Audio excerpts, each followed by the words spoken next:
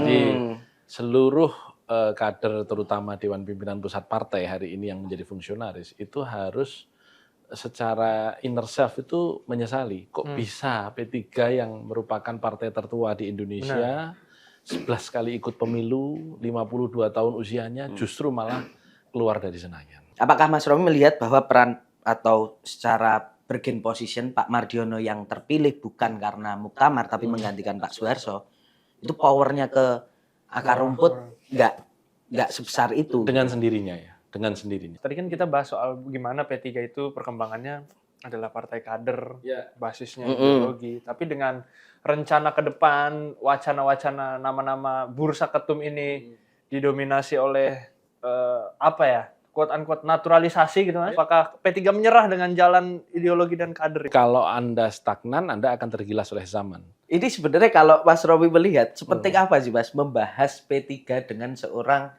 Jokowi yang sudah tidak lagi menjadi presiden. Saya selalu mengatakan dimanapun ya bahwa sampai hari ini menurut saya Pak Jokowi masih tetap politisi paling canggih.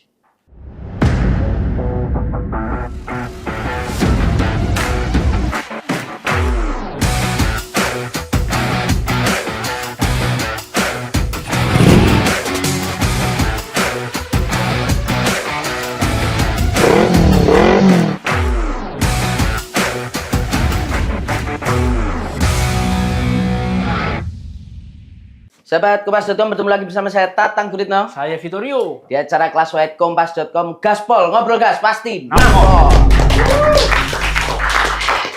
Hari ini, Vito, kita akan membahas dalam tanda kutip tampol-tampolan OTW tampol-tampolan di Partai Persatuan Pembangunan karena ini jelang muktamar ini kan nanti tahun depan akan ada muktamar. Kemarin kan udah ada Mukernas 2 di Ancol.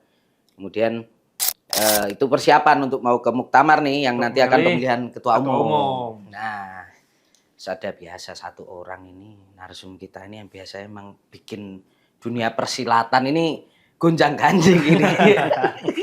Selamat siang, kita perkenalan nih Ketua Majelis Pertimbangan P3 Roma Hurmuzi atau alias Mas Romi atau Gus Romi.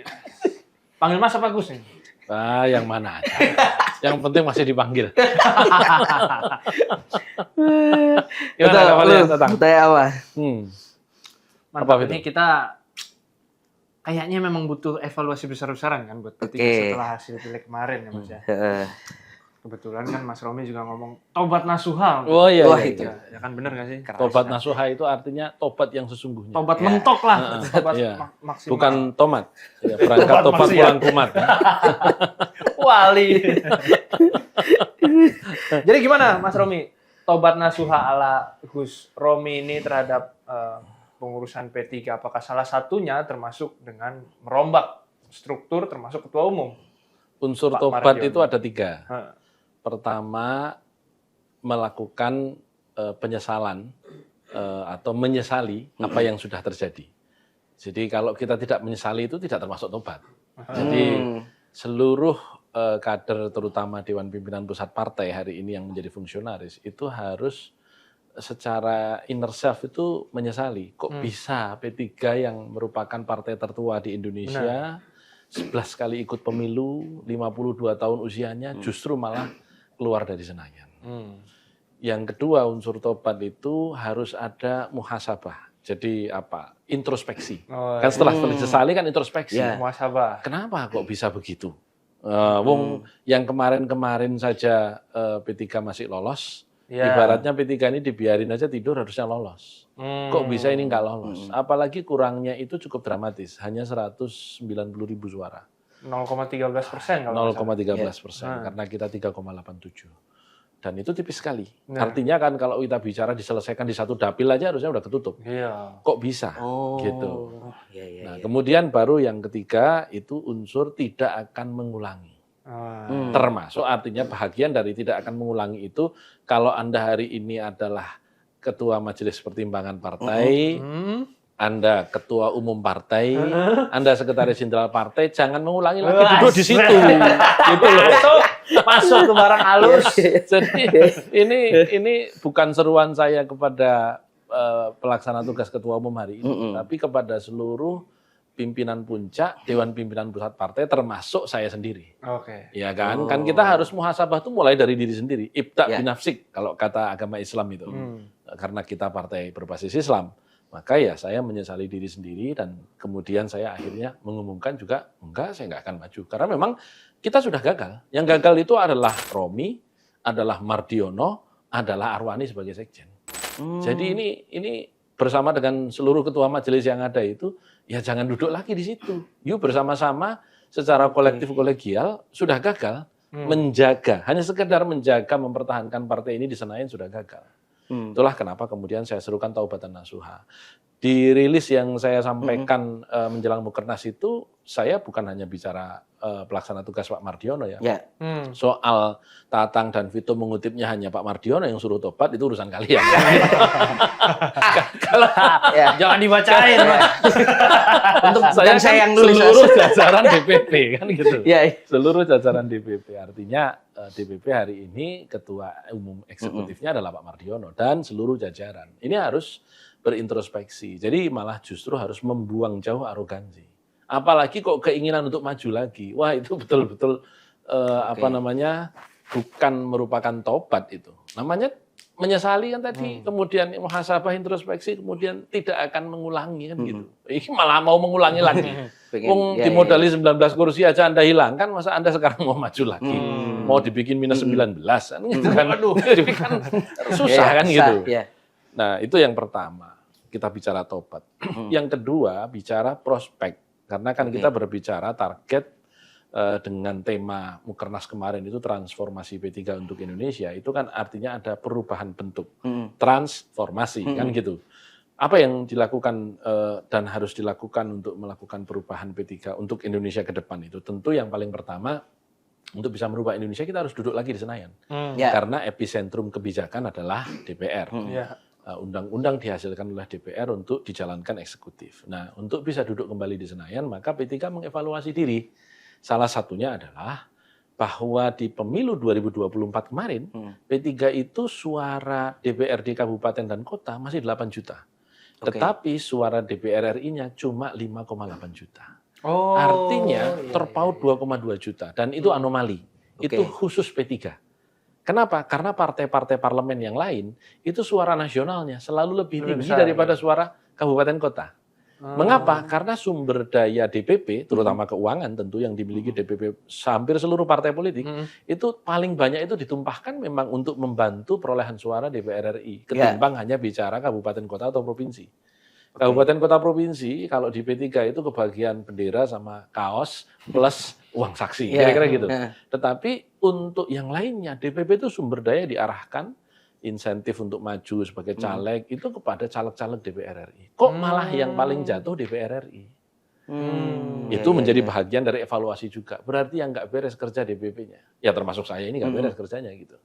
Mas, artinya kalau gitu situasinya berarti dalam jajaran kepemimpinan DPP P3 kali ini akar rumput itu kuat tapi tidak solid dengan struktur di DPP. Betul. Harusnya kan minimal sama.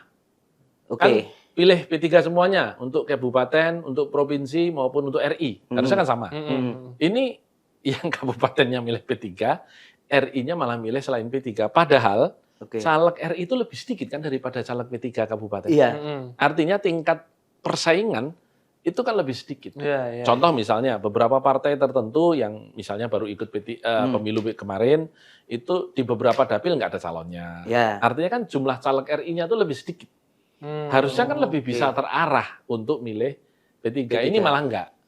Malah kabupaten kotanya yang lebih kuat dan lebih banyak dipilih. Artinya ketokohan di tingkat DPW itu masih bisa mengkapitalisasi teman-teman kader di bawah. Tapi kemudian soal makin ke atas makin enggak tokoh. Itu emang masalah ketokohan atau emang ada militansi yang bukan hanya tokoh dan toke. Ini dua ini. Tokoh dan apa? Tokoh dan toke. Apa itu? Toke orang kaya maksudnya. Iya.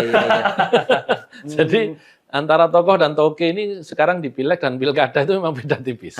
Karena memang kenyataannya hari ini pemilihan di Indonesia diakui atau tidak adalah salah satu pemilu dengan biaya paling tinggi di dunia. Ya, Relatif ya, Relatif. artinya bukan nilai absolutnya. Ya. Karena di Indonesia Rp15.000 dengan Amerika $1 itu nilainya untuk membeli barang itu Ya. kan masih lumayan di Indonesia, Ya. kira-kira begitu. Jadi kalau kita membandingkan itu, maka lah P3 saja kurangnya cuma 190.000 untuk lolos nasional. Ya.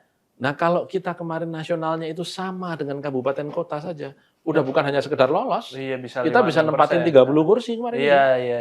Kalau 8 juta, gitu loh. Nah, jadi ini peluang. Jadi kan kita berbicara tantangan, peluang dan hambatan kan, gitu. Nah ini adalah peluang yang kita lihat dan kemarin di Musyawarah Kerja Nasional kita kenali, ya, kita rekognisi bahwa memang kita harus introspeksi habis-habisan dan untuk itu maka kemudian saya serukan ya harus ada taubatan nasuha, taubat yang sesungguhnya dari kepengurusan ini dan secara gentleman menyatakan permohonan maaf atas tidak lolosnya P3 kepada seluruh kader P3 yang berharap P3 lolos. Dan yang kedua tentu sikap kesatria bahwa karena kami gagal maka kami menyatakan diri untuk tidak maju lagi sesuai dengan prosedur konstitusional pada saat muktamar nanti. Itu. Oh, nah, Mas, sebentar, aku masih penasaran tadi soal artinya Mas Romi melihat apa sih, Mas?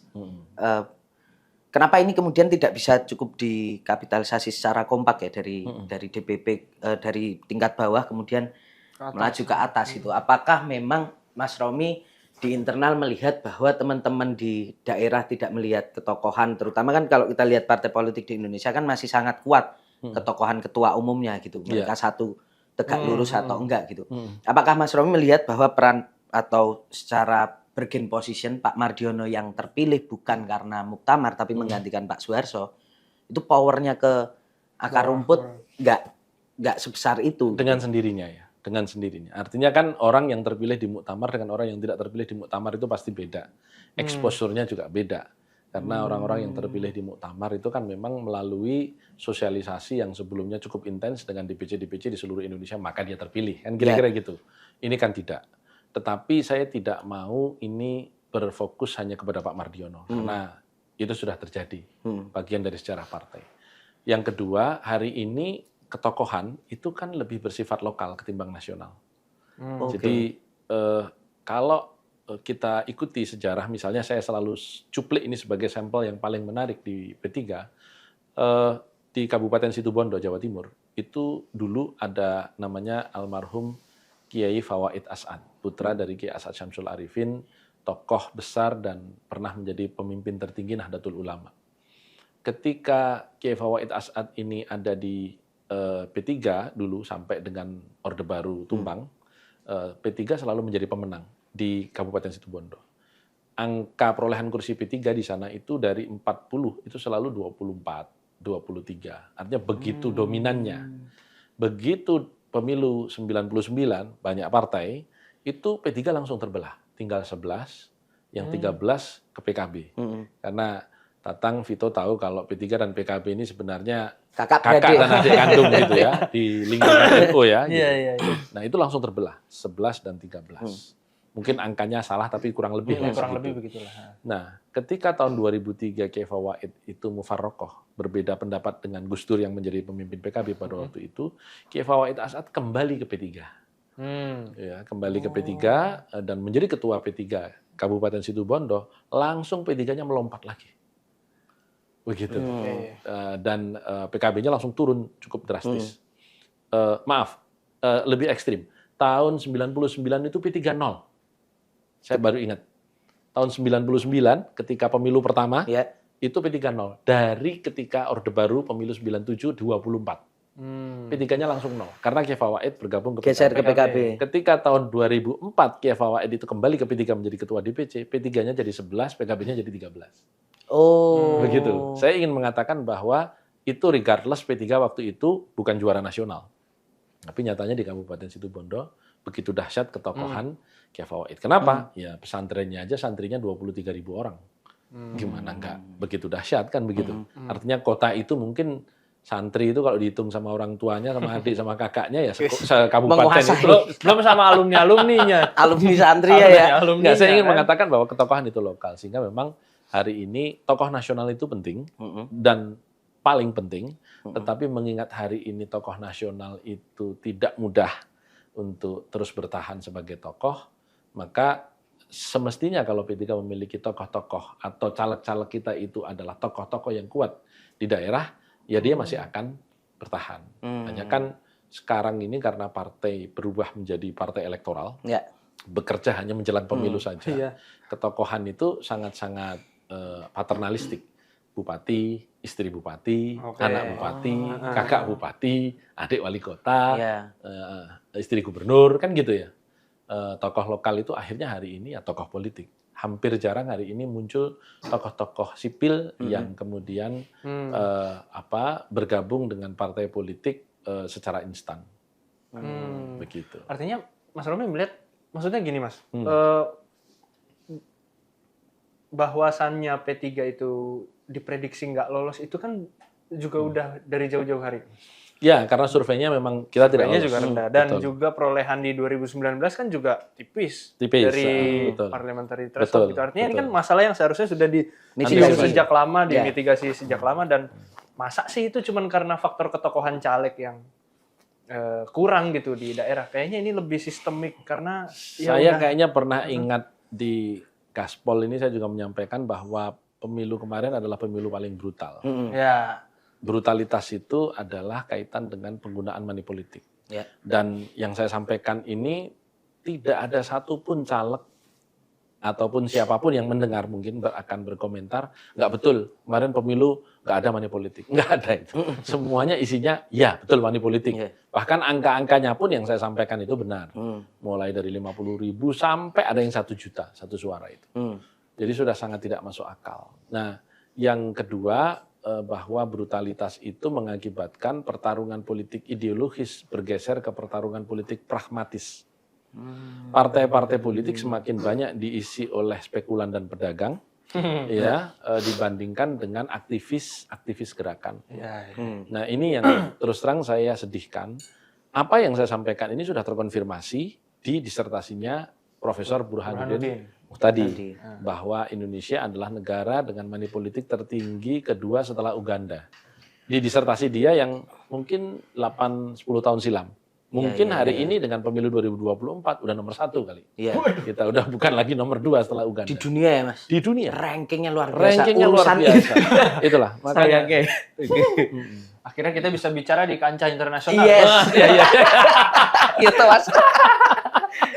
Oh ya itu ya yang bikin ya. Iya. Partai-partai berbasis ideologis kayak P3 akhirnya mau nggak mau struggling Mau nggak mau. banget. Sangat struggling. Dan saya bisa katakan pemilu 2024 kemarin itu menandai the end of ideology. Nah, gitu. Jadi berakhirnya partai-partai ideologis. Yang ada adalah partai-partai pragmatis dan partai-partai populis, tokoh. Berbasis tokoh. Jadi nggak peduli apapun platform partai itu, kalau tokoh itu di situ dia geser ke situ. Gitu.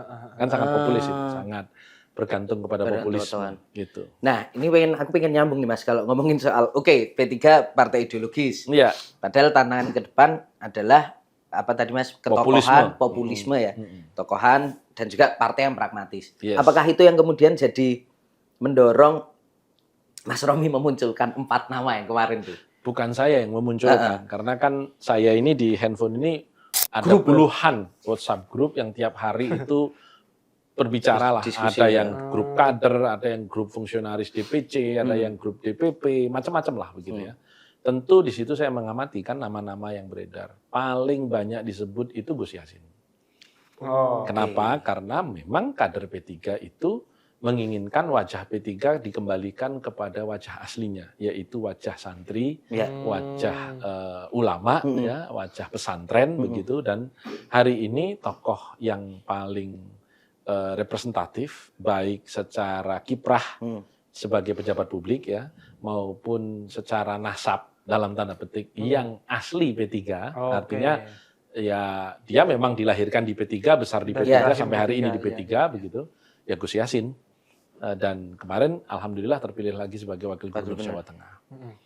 Itu yang paling banyak muncul.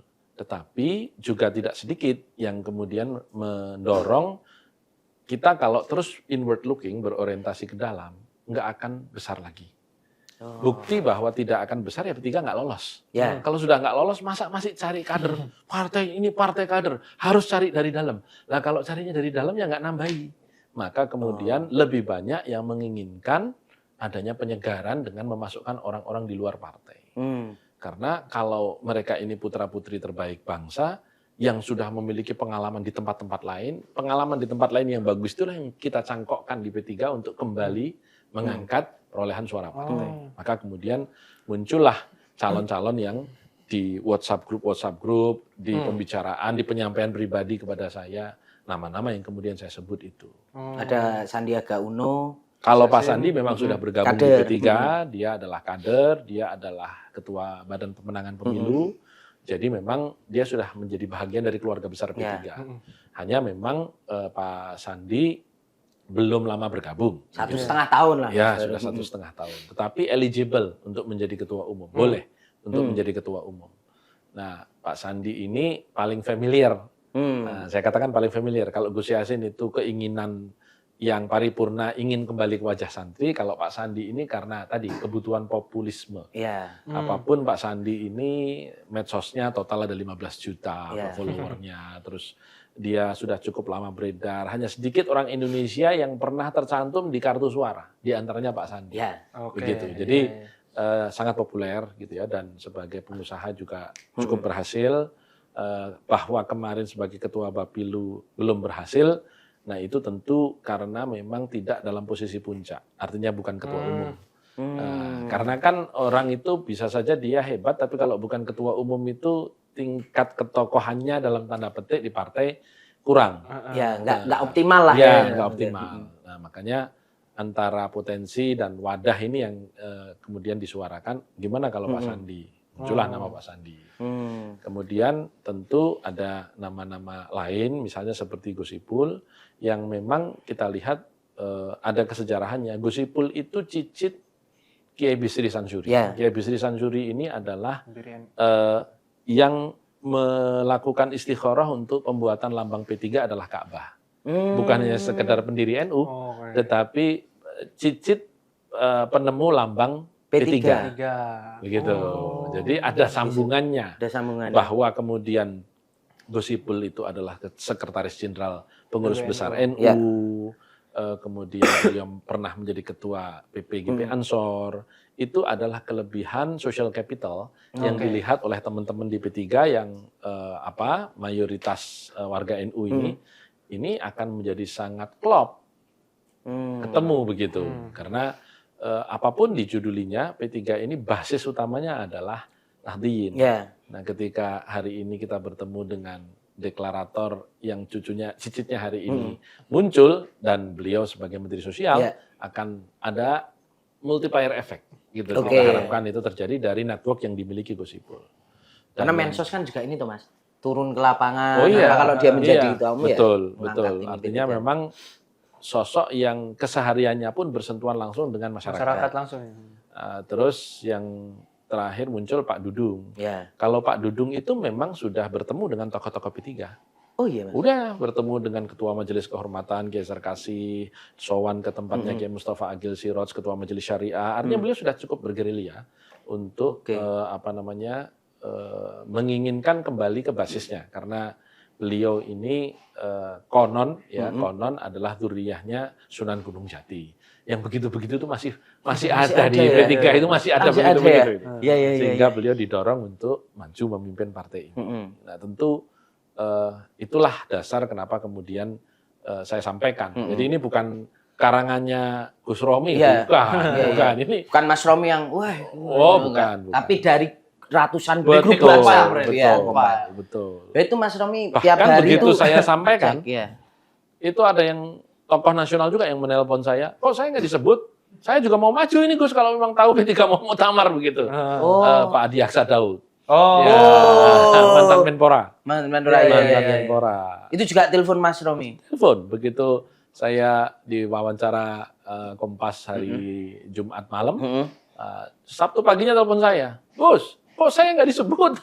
Ini menarik. Artinya apa? Berarti habis ini ada masih 5 nama. magnet ya. Iya. Berarti masih Ada rilis baru. Ada rilis baru nih Mas. Jangan-jangan masih ada lagi. Jadi kebanyakan. Jadi banyak banget. Mas, tapi sebelum kita elaborasi satu persatu Oke. nama-nama kandidat itu, aku penasaran Mas. Tadi kan kita bahas soal gimana P3 itu perkembangannya adalah partai kader, Ya. basisnya ideologi. Tapi dengan rencana ke depan, wacana-wacana nama-nama bursa ketum ini didominasi oleh apa ya, quote unquote naturalisasi gitu Mas. Ya. Kan? Ya. Itu apakah artinya P3 itu sudah melihat bahwa politik Indonesia udah aku give up aja lah soal pengkaderan, soal ideologi, ini udah bukan zamannya lagi. Kita harus bisa Main kayak gitu adaptasi karena, gitu ya. Karena medan perangnya udah Berubah. Apakah P3 menyerah dengan jalan ideologi dan kader itu? Bukan menyerah, ciri organisasi modern itu berubah. Oh. Jadi kalau Anda stagnan, Anda akan tergilas oleh zaman. Maka Ibnu Taimiyah, salah satu imam besar yang cukup didengarkan dalam sejarah dunia fikih Islam, itu mengatakan taghayyurul ahkam bitaghayyuruz zaman. Jadi hukum itu berubah dengan berubahnya zaman. Nah, karena itu kalau kemudian hari ini kita lihat PSSI prestasinya mencorong karena naturalisasi, kenapa tidak dengan partai? Kan begitu. Kenyataan itu Iya. Tapi apakah menggembirakan maksudnya ketika P3 berhasil dengan jalan yang instan gitu Mas? Oh, bukan jalan instan. Artinya Terlalu ini kiri banget. Ini bukan instan itu. Itu cangkokan. Iya, kan ente nyari tanaman misalnya mangga gitu ya. Kalau nanam dari biji itu mungkin setelah Vito lulus kuliah baru bisa memetik hasilnya. Lama banget gitu ya. Kelamaan kan gitu. Ya. Pertarungan itu hari ini. Akselerasi jadi untuk Pertarungan itu hari ini. Ngapain kita menang? Kita rencana menang 20 tahun lagi. Kesuwen Mas. Iya, Ya. kesuwen. Ente. Iya. Nah Mas, dari 4 nama lah, atau mungkin 5 nama yang kalau yang terakhir telepon tuh Pak Adi Aksedal tuh Mas Romi melihat itu di akar rumput udah mulai dibicarakan? Belum kan? Berarti oke 4 nama nih Mas. Ya. Dari 4 nama ini kita lihat kemarin Pak Sandi ini ketemu Pak Jokowi dan mengaku memang ngobrolin soal P3. Artinya mungkin bisa disimpulkan ini bahasanya adalah dalam tanda kutip meminta dukungan gitu. Terus tadi Mas Romi mengatakan kalau Pak Dudung juga udah mulai ketemu nih sama tokoh-tokoh senior P3, ya. di P3. Nah, dari 4 nama itu yang pergerakannya Mas Romi melihat paling serius niat siapa aja Mas? Kalau yang paling serius ketemu dengan senior Pak Dudung. Artinya sudah bergerak ya. Dan ini bukan seminggu 2 minggu yang lalu.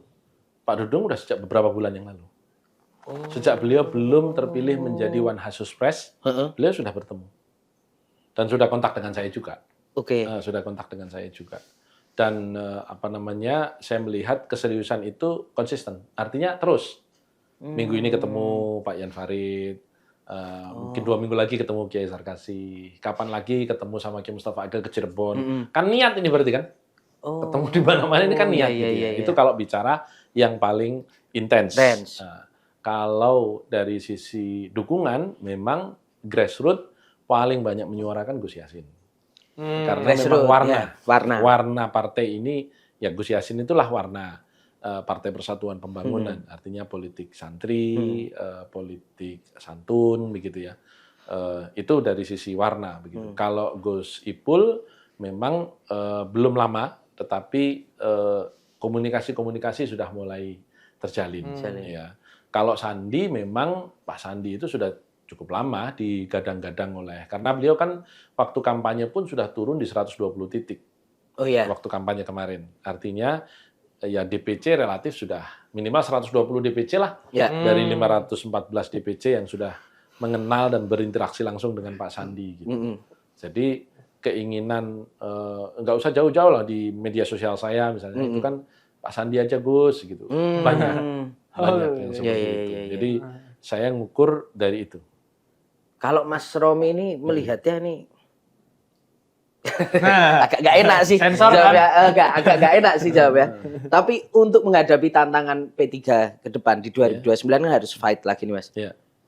siapa yang sebenarnya ideal, yang paling ideal untuk bisa di situ? Saya yang ideal semua bergabung ke P3 sih. Ya kalau misalnya empat, tapi kalau empat-empatnya jadi struktur, wah itu ngeri juga Oh, nih ngeri P3. juga. Ya itu juga makanya pengennya Iya. begitu kan. Ya harapan saya begitu. Jadi partai ini akan menjadi besar ketika sumber daya yang tadi Vito sebut instan sebenarnya bukan instan. Mereka melakukan pendewasaan berorganisasi di tempat lain. Oke. Asik. Emang politik. Kawakan nih begini. Ya pemain naturalisasi friend mereka besar di Eropa, di Belanda. Iya, jangan bilang dong mereka instan. Mereka sudah lebih Jangan ke sana dong. lebih profesional daripada Neneknya kita kan yang di dalam. Ambon, apa Indonesia bro. Mana sih? Aduh kena gitu. Oke.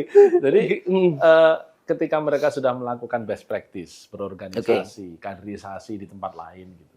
Masa kita misalnya meragukan seorang Gus Ipul yang udah jadi ketua umum GP Ansor, Ya. yang aktivis HMI, yang sekarang sekjen PBNU dan mengatakan oh, itu tidak kenal sejarah P3. Loh wong kakek buyutnya aja yang nyetusin lambang partai. Lambang, ya. Masa dibilang nggak kenal dengan P3 Ya. ya. Ini yang ngomong yang nggak ngerti sejarah kan gitu. Iya benar. Terus misalnya kemudian diomongi ngapain kita terima orang yang tidak memenuhi syarat ADART partai hari ini ya, yang melarang orang yang belum pernah duduk menjadi pengurus harian, Ya. yang belum pernah duduk menjadi ketua majelis untuk menjadi ketua umum. Lah ngapain kalau kita taruh lagi orang-orang itu P3 makin tenggelam? Kita ini butuhnya menang, bukan Ya. mempertahankan sekedar identitas. Ya. Kita itu butuh identitas yang bisa diterima melalui transformasi pemaknaan sehingga publik Indonesia yang pemilih milenial dan Gen Z yang makin ngeri jumlahnya ini itu mau lagi dengan P3. Ya benar. Karena saya coba hitung Vito ya, Tatang. Dari tahun 99 sampai dengan kemarin 2024, tingkat penurunan suara P3 itu jumlahnya laju penurunannya itu sama dengan mortality rate di Indonesia. Jumlah kematian di Indonesia. Jadi bisa dikatakan kalau kita bikin regresi, ini karena saya orang engineering ya, bicara matematika, itu ibaratnya begini, P3 ini ditinggalin pendukung-pendukung senior karena meninggal, Ya. yang anak muda baru nggak masuk-masuk gitu. Oh iya. Regenerasinya nggak Jadi nggak ada. ada penggantinya. Jadi ini turun natural karena memang pemilih-pemilih yang lama meninggal satu Ya, persatu. mohon maaf, meninggal 5 tahun itu. sekali meninggal, 5 tahun sekali meninggal. Artinya penurunan suara P3 karena Gusti Allah, Mas. Karena Gusti Allah. Iya. Gitu. Iya. Heeh. Nah, yang harus dipikirkan adalah gimana Iya, meregenerasi itu makanya kan. kita cari Gus yang lain. Oh, Begitu. situasinya kayak gitu ya, Mas? Situasinya begitu. Jadi ini kan apapun yang sudah ditempuh, saya lakukan sebagai ketua umum maupun hari ini sebagai ketua majelis pertimbangan Pak Mardiono lakukan. Terlepas dari kami ini sudah kerja keras, iya, kami tidak menolak Anda sudah bekerja keras. Oh, kami ini sudah berusaha bersungguh-sungguh menunaikan, iya, nyatanya nggak lolos. Ya. Kan gitu. Ya. Nyatanya nggak Ya. lolos. Masa kita ini masih kemudian ngotot, pokoknya di tangan saya akan evaluasi. Nggak usah dievaluasi. Publik Indonesia sudah mengevaluasi Anda dengan tidak meloloskan P3. Mari kita sama-sama berjiwa besar, Ya. gentleman, kemudian mendeklarasikan bahwa memang partai ini harus dipimpin oleh darah segar, darah baru, yang telah mengalami pendewasaan dan pemuncakan di organisasi lain Ya. untuk diadopsi best practice-nya ke P3 untuk melompat lagi. Dan itu bukan perkara yang sulit, karena sekedar menyamakan angka perolehan RI dan kabupaten kota, Ya. udah lolos P3. Ah. Sekedar menyamakan, Sekedar tidak menyamakan. perlu Ya. lebih tinggi. Nambah. Terus tadi kalau kita ngomongin darah Ya. dari 4 nama Jadi yang lapar saya muncul. ngomongin darah. Waduh, kena pula ternyata. Habis yang ngomongin darah. Darah ngomong gitu. Ngomongin darah. Dari 4 nama ini aku tertarik ke satu nama, Pak Dudung. Pak Oke. Dudung. Karena kalau kita ngomongin darah, Gus Yassin ya darahnya hijau lah. Ya, Sangat, darah hijau. sangat Gus P3. Ipul darahnya hijau. Ya. Pak Sandiaga mulai hijau darahnya. Ya. Kan? Ya. Pak Dudung hijau sih, tapi Ya. angkatan darat kan Ya. hijaunya itu beda hijaunya gitu. Ya. Kalau Gus Romi melihatnya gimana di antara 4 nama ini? Kalau pertanyaan titipan dari produser tuh, apa kepentingannya Pak Dudung ini ikut dalam bursa P3? Keberadaan purnawirawan TNI di P3 itu bukan barang baru. Kita pernah punya sekretaris jenderal Pak Yunus Yosfiah, jenderal bintang 3. Dulu sekretaris jenderalnya Pak Hamzahas. Kita pernah punya Legend TNI Purnawirawan Muhammad Andi Galib, yang dulu Jaksa Agung, juga kader P3, terakhir adalah duta besar kita di India, almarhum ya. Artinya bukan hal baru kalau TNI itu kemudian purnawirawannya masuk ke P3. Organisasi apapun di dunia ini yang paling disiplin adalah militer. Ya, karena mereka memiliki garis komando dan mereka memiliki punctuality ya, ketepatan. Nah, tentu disiplin ini penting untuk membuat partai ini yang mungkin selama ini belum menjadi jam'iyah, belum menjadi organisasi, baru kumpulan. Selama ini atau baru gerombolan. Belum menjadi kekuatan. Anda berkumpul itu akan menjadi kekuatan ketika dia menjadi masih kerumunan, itu belum menjadi apa-apa. Karena dia tidak terkonsolidasi. Karena tidak terkonsolidasi. Nah, konsolidasi itu butuh kedisiplinan. Mungkin, dalam kacamata itu Pak Dudung menjadi menarik. Yang kedua, kita lihat kiprah Pak Dudung juga selama beliau memimpin banyak kesatuan, di antaranya yang terakhir sebagai Kasat. Memang animo beliau bisa dicatat, beliau membangun masjid itu saya kira jumlahnya puluhan itu selama menjadi Kasat. Artinya kan ada atensi tersendiri sebagai Kasat. Dan ketika saya berinteraksi langsung dengan Pak Dudung, beliau mengatakan memang nggak tahu saya kenapa merasa terpanggil untuk mendirikan tempat-tempat atau masjid itu. Mungkin karena katanya saya ini duriyahnya Sunan Gunung Jati, katanya gitu ya. Memang agak susah membuktikan ya, kan kita nggak bisa kembali ke masa lalu juga begitu. Tetapi apapun itu kan orang jelas ini bin siapa. Gitu. Kadang-kadang di Indonesia yang seperti itu kan menjadi penting. Sehingga apa yang selama ini menjadi atensi Pak Dudung itu mungkin klop dengan apa yang selama ini juga menjadi concern P3, yaitu bagaimana menjadikan masjid sebagai pusat pemberdayaan ekonomi umat, bagaimana menjadikan madrasah dan pesantren yang hari ini secara anggaran masih marginal pemihakan negara itu untuk mendapat perhatian lebih. Padahal kita tahu persis dari seluruh siswa yang ada di Indonesia, itu sepertiganya itu ada di lingkungan madrasah, pendidikan keagamaan. Nah, sehingga memang ini yang menjadi perhatian kita. Artinya sekurang-kurangnya sepertiga yang diperhatikan betul oleh P3 ini butuh suntikan orang-orang, tokoh-tokoh baru yang memiliki atensi yang sama. Begitu. Nanti kalau Pak Dudung masuk ini, kan tipikal organisasi NU itu kan acara jam 7 mulai setengah 9. Ini bisa on time banget ini ya. Wartawan-wartawan nggak bisa telat. Atau malah Pak Dudung yang nanti terpengaruh malah justru. Jadi ada cerita dulu waktu zaman almarhum Pak Subiakto Cakrawarda ya, Menteri Koperasi, menjadi ketua Lembaga Pengembangan Pertanian NU, LP2NU. Saya pernah menjadi wakil sekjen di LP2NU. Tetapi itu sebelum saya. Beliau pertama kali ngundang itu diundang jam 1 kan, siang. Begitu jam 1 nggak ada yang datang. Beliau sendiri, di ruangan itu sendiri. Di Keramat Raya itu sendiri. Terus cek, sekretariat udah sampai undangannya. Udah Pak. Ditunggu 15 menit baru muncul 1 orang. Gitu. Dicek lagi, coba dipastikan lagi. Zaman itu belum zaman HP. Bener undangannya sudah sampai, sudah. Baru muncul jam 2. Akhirnya lengkap baru jam 3. Setelah jam 3 kemudian mulai komplain lah beliau pertama kali mimpin itu. Kita ini bagaimana mau maju? Orang diundang jam 1 kok mulainya jam 3. Komentar pertama adalah, Bapak masuk NU tahun berapa? NU anyaran. Anyaran. Iya.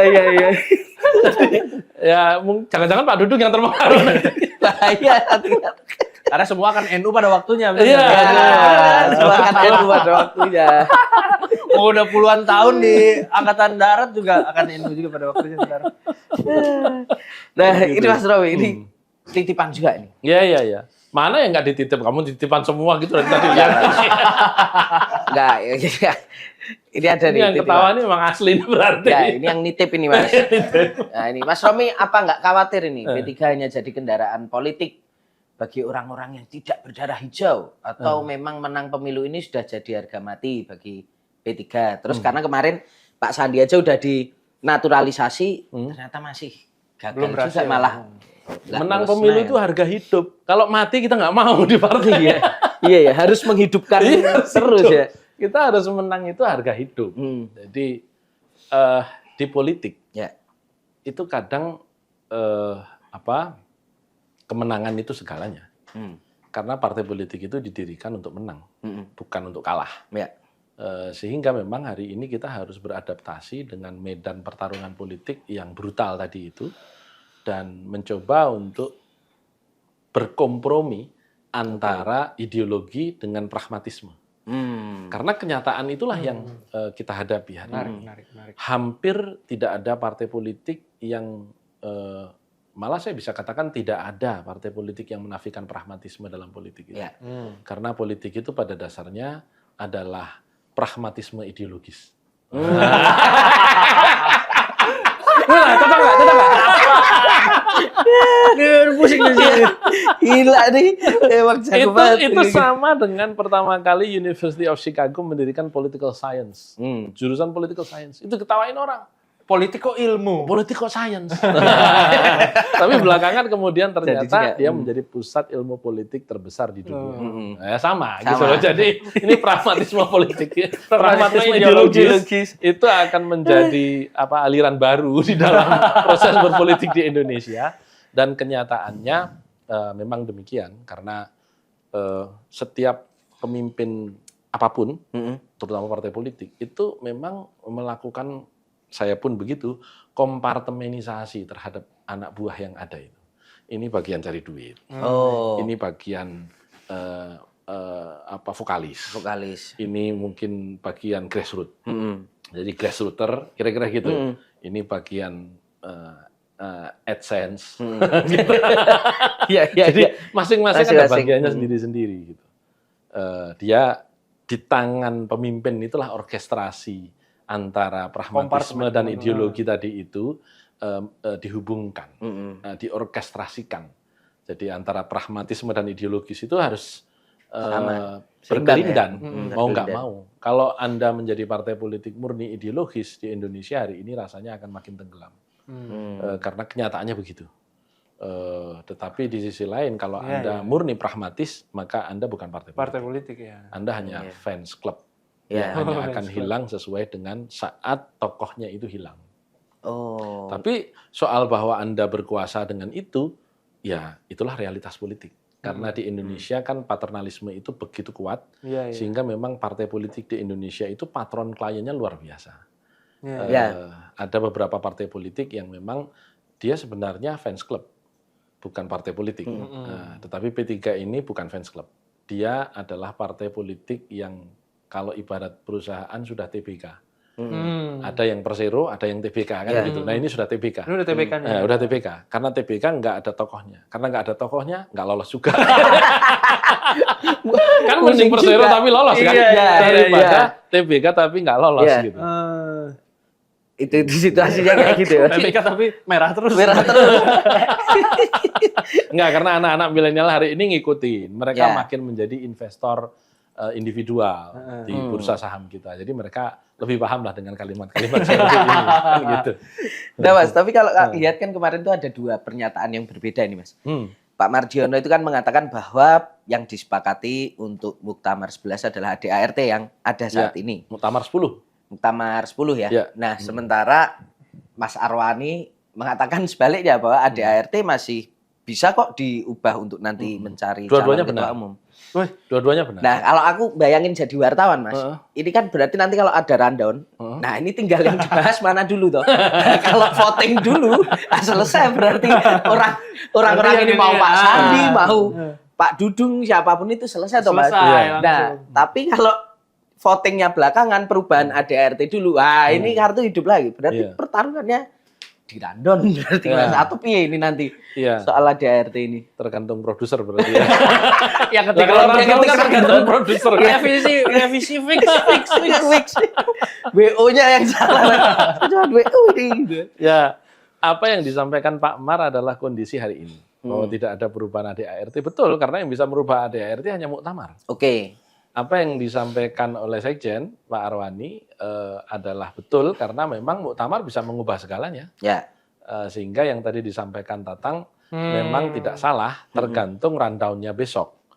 Nah, yang akan terjadi apa? Ya tergantung Muktamirin besok. Teriaknya bagaimana? Pada waktu pertama kali pembahasan agenda Muktamar itu apa? Apakah kan biasanya dibagi 3 komisi. Ya. Ada komisi pembahasan perubahan ADART, ada komisi organisasi. Komisi organisasi itu yang membahas perubahan ADART, kemudian ada komisi khitoh dan program perjuangan, kemudian ada komisi rekomendasi.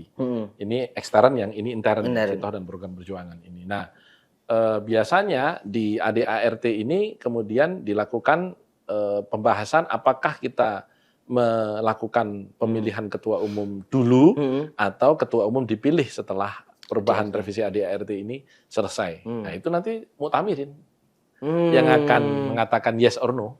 Perang politiknya kan di situ ya, Mas ya.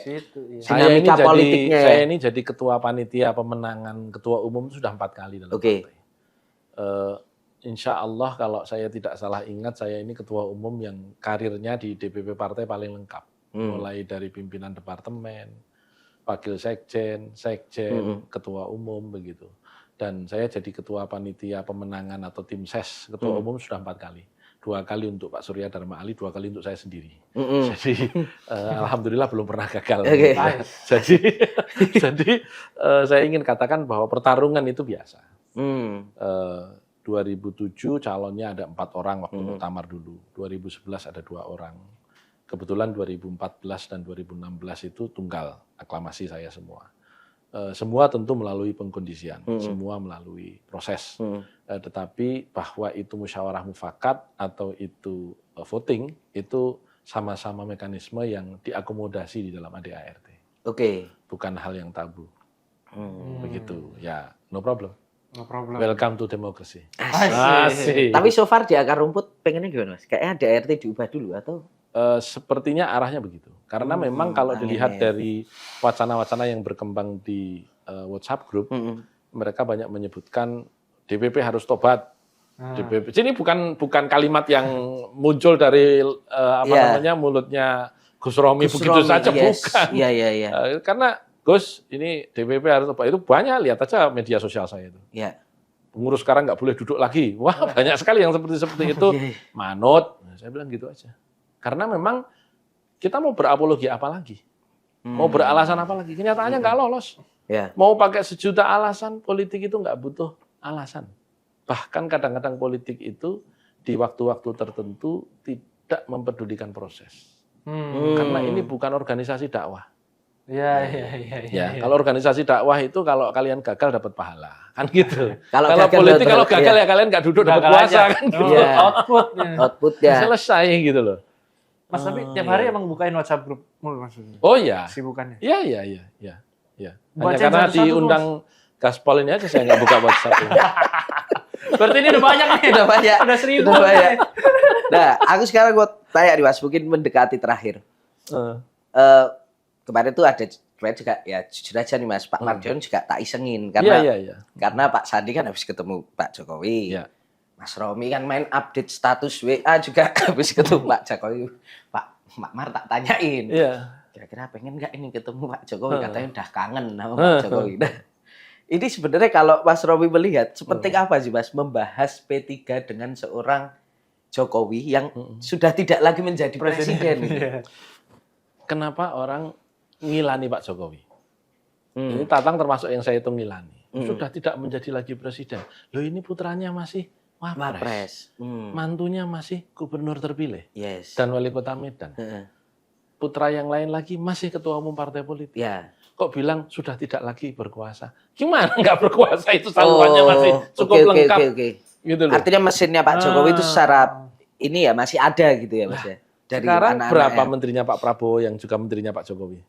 Wah, iya. Lumayan juga itu. Lah, bukan hanya sekedar lumayan, lebih dari lumayan itu sudah. Belum separuh lebih. Kalau kita berbicara portofolio kabinet asli ya, yang hanya 34, kan ada 16. Artinya kan lebih dari separuh.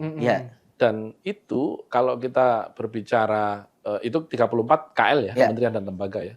Nah, kalau kita lihat dari situ, sederhana toh. Kalau Tatang itu pernah menjadi pembantu saya, kan menteri pembantu presiden ya, betul ya. Pernah menjadi pembantu saya, terus pindah menjadi pembantu rumah tangga lain. Emang saya nggak bisa kemudian telepon Tatang. Tang, tolong ya bukain pintu ya. Bisa dong. Bisa, boleh. Apalagi di Indonesia. Dan ini pintunya masih banyak banget ini. Oke. Loh, kan itu sederhana. Ya. As simple as that. Oke. Artinya kita berbicara manusiawi, naluriah, dan Pak Jokowi sendiri sudah menyatakan di depan saya kemarin juga sempat menyampaikan, saya tanya kan Mas Romi aktivitasnya apa sekarang? Saya back to business Pak. Apa bisnisnya? Saya niru Bapak apa? Saya bisnis furniture Pak. Lu kenapa saya pengen jadi presiden?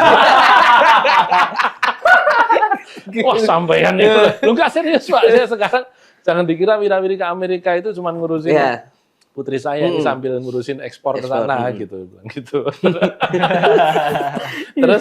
Terus apa lagi? Ya saya bergerak dunia pendidikan sekarang. Saya ajak beliau lah untuk bergabung. Saya nggak bakat kalau urusan pendidikan. Urusan saya pokoknya akan tetap politik terus. Pak Jokowi menyatakan itu. Akan tetap politik terus. Dan saya kira sudah bisa dibaca nyata kan beliau turun jadi jurkam di beberapa pilkada begitu. Dan insya Allah nggak berhenti. Insya Allah nggak berhenti. Nah dalam konteks P3 Mas Romi. Tadi itu. Kenapa? Kenapa menjadi penting? Ya.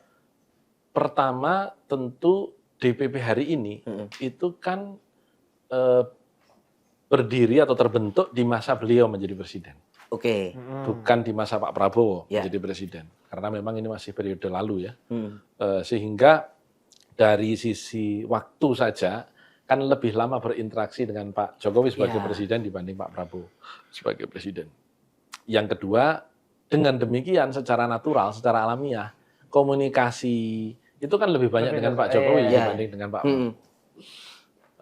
Kemudian yang ketiga,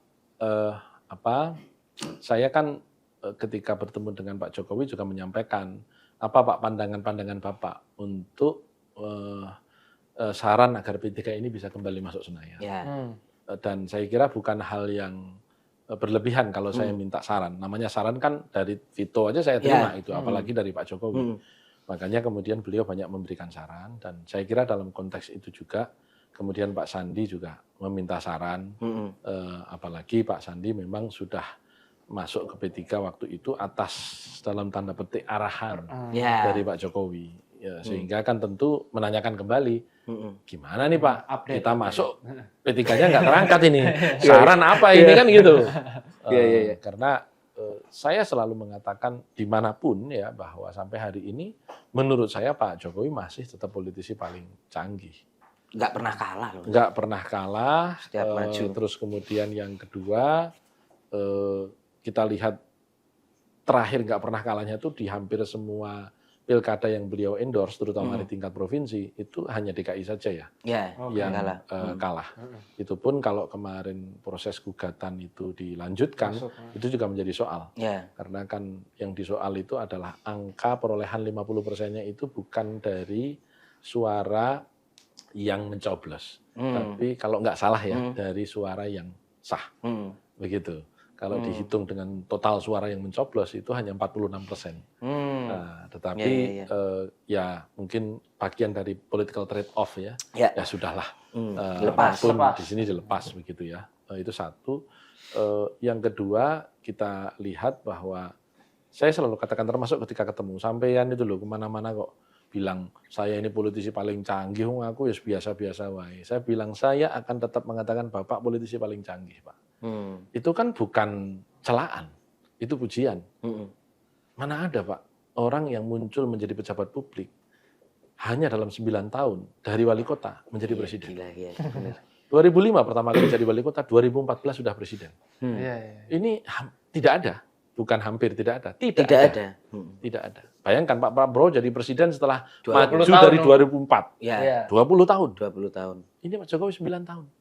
Pertama kali berlaga jadi wali kota, berlaga kedua terpilih wali kota lagi, berlaga ketiga terpilih gubernur, berlaga keempat terpilih presiden, dan kemudian kedua kalinya terpilih lagi. Tentu ups and down ada, tetapi menurut saya itu adalah petarung sejati. Dan saya selalu mengatakan, saya akan tetap menyampaikan hal ini. Background-nya juga kan bukan itu Pak, bukan pemilik partai dalam tanda petik, bukan ketua umum partai politik, bukan militer, bukan elit, bukan anaknya siapa-siapa, kira-kira gitu. Jadi bukan part of the GAM ya. Dan Republik ini kan selama berpuluh-puluh tahun kan dikuasai GAM, geng anak menteng. Tiba-tiba Dari gas. tadi gue mikirin gamnya. Tiba-tiba gas. Kayak anak Solo. Kayak gak anak Solo ya kan. Apa namanya? GCS, Kan Geng Cah Solo. apapun itulah ya Pak Harto Ya. kan sudah jadi Pangkostrat waktu itu. Ya. Kan, ya. Jadi memang GAM juga gitu. Ya, penting. Kan kenyataannya begitu. Gus Dur juga kita tahu persis rumahnya kan ada di apa namanya Matraman. Ya itu Menteng kan, Menteng Dalam kan gitu. Geng anak Matraman. Oh iya. Gam. Ya. Itu makanya ini kan anomali, tetapi yang lebih dahsyat lagi kemudian menghasilkan sebuah dinasti baru di dalam politik. Ya, terlepas Anda boleh setuju tidak, ya itu kita serahkan kepada pemirsa, kepada siapapun. Tetapi bahwa patronase di dalam politik, terutama nepotisme, itu terjadi di seluruh dunia. Oke. Ya, sebenarnya itu bukan hanya di politik. Anaknya dokter biasanya ada 3, 1 anaknya juga jadi dokter. Anaknya insinyur ada yang juga jadi insinyur. Jadi kalau anaknya politisi jadi politisi wajar. Anaknya wartawan yang nggak ada. Anaknya Jarang ya. oh jarang ya. Bakal direstuin sama bapaknya. Jangan seperti Bapak. Langsung cegah. Tidak. Oke. Jadi dalam konteks itu ya, Mas. Tapi dalam pembicaraan yang lain, apakah nantinya mungkin beberapa orang ini juga perlu untuk bertemu seorang Prabowo Subianto yang sekarang kemudian juga menjadi presiden, gimana pun kan sebagai presiden untuk semua partai politik dalam proses transisi itu kan Saya kira Gimana? perlu. Ya, saya kira perlu dan wajar. Saya kira perlu dan wajar. Kalau dengan mantan presiden saja ketemu, apalagi dengan presiden. Yang kedua, P3 secara khusus itu adalah bagian dari partai pendukung pemerintah. ya Bahkan hari ini kader P3 Pak Mardiono adalah salah satu Utusan. pembantu presiden ya karena menjadi UKP. Nah, karenanya bertemu dengan Pak Prabowo adalah sebuah keniscayaan. Apakah bertemunya kemudian mendapat pesan calon ketua umum atau tidak, itu bergantung kepada amal soleh masing-masing. tapi dari paling nggak 5 nama lah Mas. Misalnya katakanlah sama Pak Mardiono. Iya. Apa Mas Romi udah melihat ada yang udah ketemu atau mencoba ketemu? Belum ada. Belum. Kalau mencoba saya tidak tahu. Oke. Tapi kalau bertemu untuk maju ketua umum P3, belum. Nanti minta blessing, minta apa ya restu Bisa saja. gitu kan. Masalahnya bisa Pak Prabowo mau atau enggak. Oh iya. Kan tipikalnya beda-beda. Ya. Karena saya pernah mendapat informasi samping ya, yang belum tentu ini benar, tapi paling tidak konsisten sampai kepada saya melalui orang-orang di sekeliling Pak Prabowo, bahwa Prabowo tidak mau terlibat di dalam urusan rumah tangga partai lain, karena beliau juga adalah ketua umum partai. Dan saya tidak ingin partai saya juga digitukan. Jadi ini menurut saya bagian dari disclaimer yang sangat beralasan. Sangat beralasan begitu. Siap. Oke, kita sudah 56 menit ini ya. Ngobrol ini juga. Kurang 4 menit dong. Kurang 4 menit Mas ya. Tapi kan Kasihan dia nih. Pesanannya udah habis ya. Pesanan udah habis. Pesanan sudah habis. Oke. Habis. Kita menunggu nanti dinamika ke depan ini, Ya. Mas Romi. Kita paling nggak melewati Idul Fitri dulu dengan suasana adem ya toh. Iya. Dan habis itu baru Iya, karena Kongres Gerindra rencana awal Februari tekan pasti adem ya. ya. Itu pasti adem. Malah meriah. Meriah. Jadi pesta rakyat. Gitu. Habis itu kan adem. Baru P3. Baru P3. Baru P3. Puasa dulu. Karena memang Fitri. karena P3 partai berbasis Islam ya kongresnya memang untuk halal bihalal kan silaturahmi. Ngirit gitu loh. Kalau di depan kan, jadi sekali nanti halal bihalal ada lagi. Iya. Masuk 2 kali Mas. Iya, Masuk dua kali. Iya. Berat. Ekonomi lagi turun ini nggak bagus. Lagi Idul Fitri kan pasti bukber terus kalau Betul, P3 Mas. betul, Iya betul, toh. betul. Gitu. Cateringnya sekalian. Catering sekalian. Oke, kita matur nuwun makasih banget ya. Sama-sama. Sudah Thank you. berikan pencerahan nanti. Semoga sukses mengawal transformasi dengan P3 dan ini Mas tip salam Vito untuk Pak Jokowi, dia fans banget. Oh fans ya? Yes. Oke. Tolong disampaikan. Kalau gitu gabung dengan P3 lah. Aduh, ditawarin gabung projo juga lagi. Oke, gitu sahabat Kupas.com, kebersamaan kita bersama Mas Romi. Semoga tercerahkan ya. Saya Tatang Gurito. Saya Vitorio. Kita bertemu lagi di Ngegas dan Nampol berikut ya. See ya.